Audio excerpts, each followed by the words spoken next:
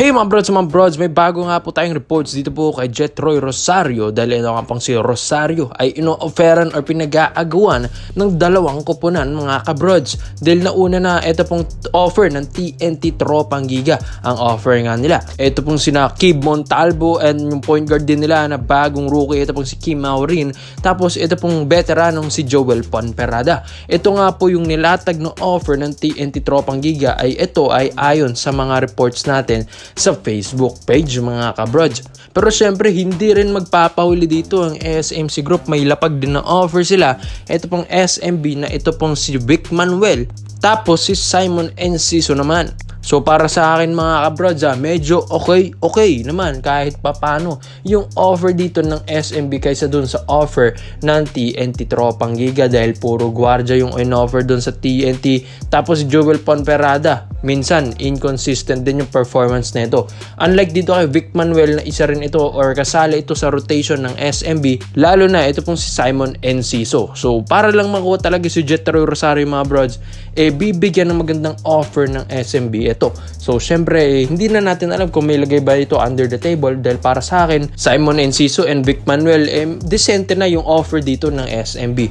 So talagang gusto talaga nilang makakuha si Jetroy Rosario mga brods. Isa rin kasi siya sa mga gumagawa ngayon sa Blackwater Bossing. As of now nga sila ay 2-0 ang kanilang standing ngayon mga kabrods. So maganda-gandang ginagawa dito ni Rosario. So kaya ito ay gusto nang makuha rin ng SMB, kaya gusto nilang unahan ito pong TNT Tropang Giga dahil alam naman ng SMB kapag Blackwater Bossing ka galing, syempre mapupunta ka sa MVP Group dahil ang Blackwater Bossing sinasabi nga nila na farm team ito ng MVP Group mga brods. So syempre nasa decision pa rin yan ng agent po ni Jetroy Rosario at ang Blackwater Bossing kung ano yung tatanggapin nilang offer. Pero para sa akin mga brods, medyo malaki-laki kasi ang bigayan dito sa SMB, lalong-lalo na nagkampiyon pa sila. And ito pong si Rosario, syempre alam ko medyo may tampo ito talaga sa TNT Tropang Giga. Bro yan mga brods, dinecline ni Rosario yung offer niya dati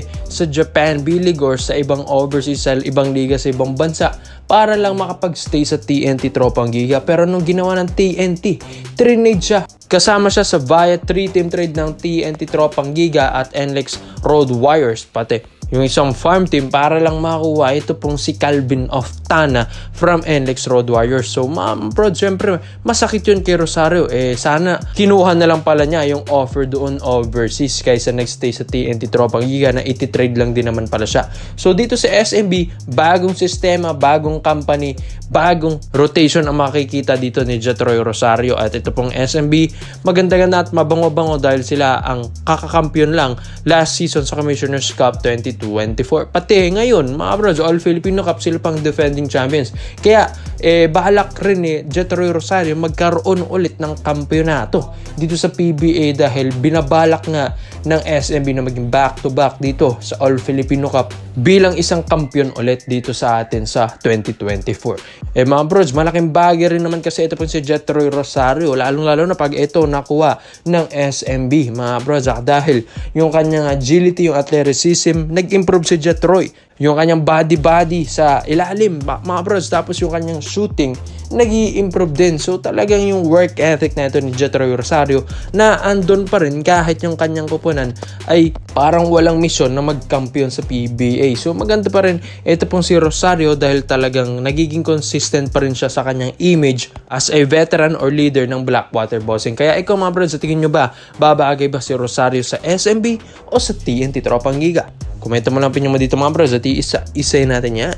Ito nga pong si Deshaun Winston ng Converge Fiber Xers, ang 6'4" point guard nila, ay gusto na rin nila itong i-trade mga kabrods. So matatandaan nyo naman, halos lahat din ng mga superstar ng Converge Fiber Xers talagang inalist na rin nila. So hindi nga natin alam kung magpapalakas ba talaga ang Converge or kakagat-kagat na naman doon sa mga under the table na offers ng SMC Group. So parang nagiging farm team na ba ang Converge Fiber Xers? So ito na nga, dahil dahil napatunayan na yan nung inalis na Jeron Teng, Maverick Amisi at iba pa. And itong si Deshaun Winston na kanilang rising star na 6'4" point guard mga kabrods, isa rin ito sa mga gusto na rin nilang i-trade. So malay natin mga brods na parang nagiging farm team na rin ng Converge, nakakapasok lang sa PBA, pero ito yung nangyayari sa kanila. Bali-balita nga ayaw na rin nila dito po kay Coach Aldin Ayo rin ito ay rumors lang. Tapos yung kanilang player rin,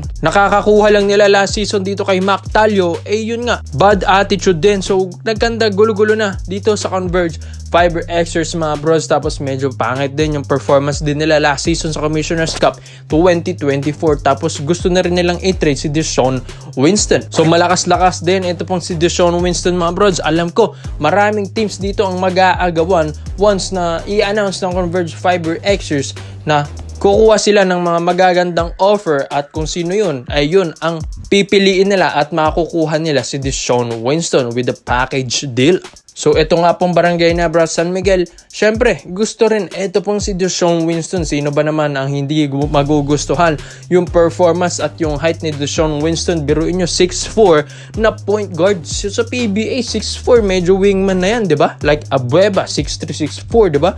So itong si Deshaun Winston, point guard lang. So alam naman natin na si Coach Tim Cone, gustong-gusto rin niya talaga yung malaki-laki yung lineup niya. Like malaki ang point guard niya. Diba nga dito sa FIBA Asia Cup Qualifiers 2025, ang laki ng lineup ni Coach Tim Cone, at yung pinakamaliit na lang nila ay si Scotty na 6 flat na point guard. So gusto rin niya ito pong si Winston para nga mas magiging magandang programa ng bata, mas maalagaan at mamamaximize nila yung talento nito kaysa sa Converge Fiber Xers na bigla-bigla na lang silang iti-trade. So ito pong si Deshaun Winston can play both ends of the floor. Dahil mapa-opensa, mapa-depensa, maaasahan mo ito. And biruin nyo, 6'4" point guard, tapos ang kalaban nila like mga Gio Halalo na 5'9" or 5'10" ang height, diba? Mismatch na agad yun mga bros. Pwede na niyang atakihin ito pong mga mismatch na defenders niya. Tapos sa depensa naman, kayang-kaya niya rin mga bros. Dahil hindi rin naman basta-bastang 6'4" na point guard ito, dahil mabilis rin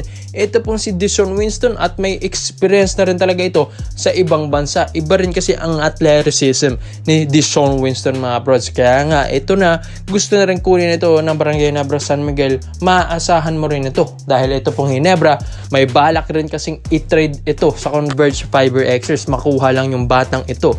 Bali-balita nga, isa itong former scoring champion na veterano ng Ginebra at ala James Harden ang balbas na ito. So syempre alam nila na mas magbe-benefit sila dito sa batang Deshaun Winston na ito mga pros, dahil after ng FIBA Asia stint ni Coach Tim Cone against Chinese Taipei sa February 25 mga bros, back to the ball game na siya dito sa Philippine Cup. Dahil this month na rin ito pong All Filipino Cup, dahil alam nila naggusto rin nila talagang bumawi sa SMB na winalist lang sila last season mga kabrods. So ikaw mga brods, sa tingin nyo ba, babagay ba ang isang Deshaun Winston dito po sa Barangay Nebra San Miguel, at malaki ba ang maitutulong nito? Dahil ito pong Ginebra gumagawa na ng paraan, lalakihin ng kanilang lineup, dadagdagan ng sentro, lalakihin ng point guard, gagandahin nila yung kanilang depensa, at aayusin nila yung ball rotation ngayon. Dahil mas maganda, mas maagang makakuha ng mga bagong players ito pong Barangay Nebra San Miguel, para nga